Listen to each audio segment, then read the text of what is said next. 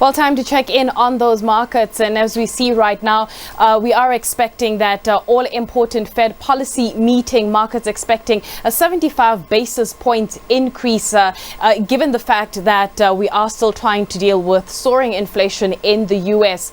At 8 p.m. South African time, we're expecting Chair Powell to deliver that conference. Markets are also going to be paying close attention, rather, to the tone of the meeting, also trying to find some kind of guidance in terms of what we can expect in the September meeting and beyond. The batch of resilient earnings that we've received thus far is helping, trying to alleviate some of the cautious mood that we've seen in the markets. And when we're talking about that better than expected earnings from the likes of Alphabet and Microsoft, this in sharp contrast to what we saw coming out of Walmart issuing that profit warning, which had markets on edge. When we look at what's happening with the Rand at right now, 1687, the tone around the global market right now is around the global growth concerns. And this follows the IMF report that came out yesterday, where they did cut global growth forecast for 2022 and 2023, dubbing in their latest IMF report that the economy as it stands, global economy that is, appears to be gloomy and more uncertain. But to talk to us about what we can expect in that Fed policy meeting and some of the company earnings that are flowing through this week, we are joined by Warwick Lucas from Galileo Securities. Warwick, thank you so much for your time. I mean, you look at European markets as it stands. What kind of indication are you getting looking at our local markets ahead of that Fed policy meeting? Well, looking at our local market, it's very quiet today. I think most of the action has happened in prior few days. So looking at today, I mean, it's very nondescript. There's very little happening, and I guess it's now moved over into watching and waiting mode. One of the key things I noticed, looking at yesterday's trading updates from some of the food retailers, and Woolworths was the one that caught my attention, especially when you look at their food division. They seem to be, losing that market share, given the fact that some of the competitors are actually pulling up their socks and trying to compete with Woolworths food head to head. What did you make of the trading updates so far from the food retailers? Okay, so I think there were quite a few threads that run across all of those retailers, and that is that most of them showed some pretty decent top-line growth, and I think they grew some of the lines below, but the actual earnings look like they're going to be nothing to write home about. Pretty much slight increases or decreases or flatline. And of course, part of the issue there was the riots of July 2020, and I guess the recent flooding that we've had in Natal has certainly not been particularly helpful either. So all of that works to lean against them. I mean, on the plus side, they will have had the restoration of alcohol sales, which would have been positive, but all in all quite weak. And of course, although we've had inflation and we've had rate hikes, when it comes to food retailers, because they basically hold very big stock levels, you do get a positive earnings move from that inflation. But of course, that's almost a kind of a one-off. I mean, it kind of works its way through. Another retailer which had particularly telling trading update was Cashbuild, and we could see there a company that really took pain courtesy of those riots. I mean, that was a really sore setback that they've got there. And of course, building supplies, well, that's the kind of thing that can hit quite hard in an environment like that.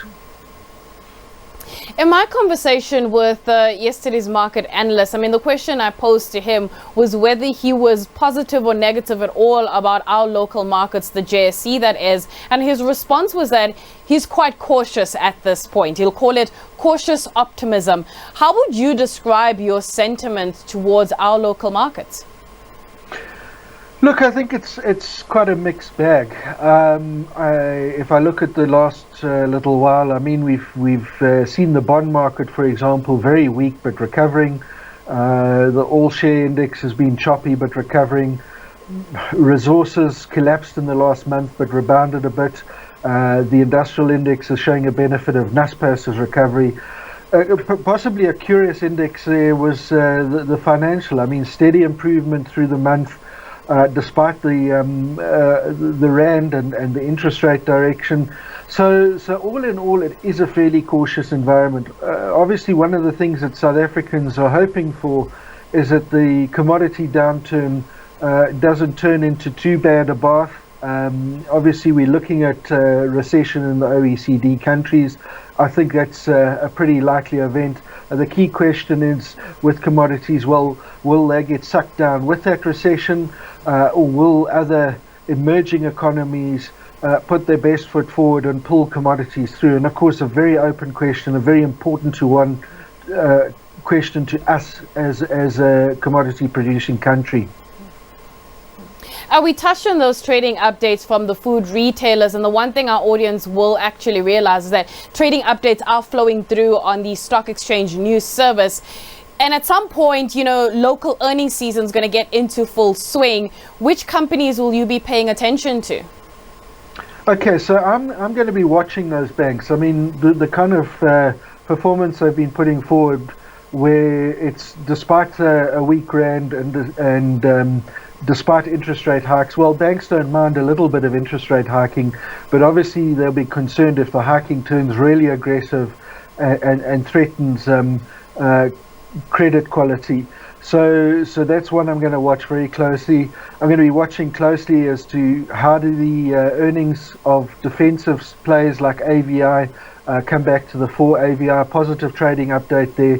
Obviously, they had pressure earlier on from COVID, but not as bad as other companies, but nevertheless a setback. And then, of course, what do the operating numbers look like for commodity companies? Obviously they've had a good environment, but are they actually performing at the mine, at the operating phase appropriately? I mean, that's going to be pretty important, I think, over the longer cycle. Before I let you go, we've been talking about U.S. recession risk for quite some time now, and some are going with the narrative that the recession risk, if it does appear, might be short and shallow as opposed to a more prolonged recession. Which argument are you buying, the short and shallow or a more prolonged recession?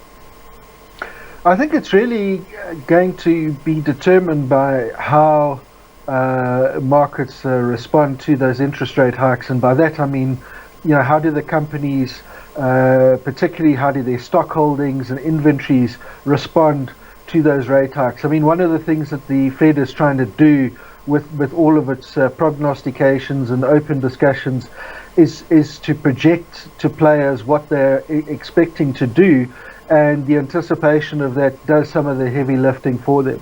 So now when we're talking about a 75 point basis hike, I mean, that's quite a sharp one. And obviously we're going to have to see how companies respond to that. But it's going to cause US companies, certainly those that hold inventory, to trim it right down. And obviously we then have to see how that affects matters in the US. I guess part of the issue is that with a supply side problem where not enough goods and microchips and so on get manufactured, if you clamp down on demand for goods, maybe that takes a whole lot of the inflation out of the equation. The one thing I can say for sure is that the Fed is prepared to put up with a recession in order to get inflation under control. So this is an open question.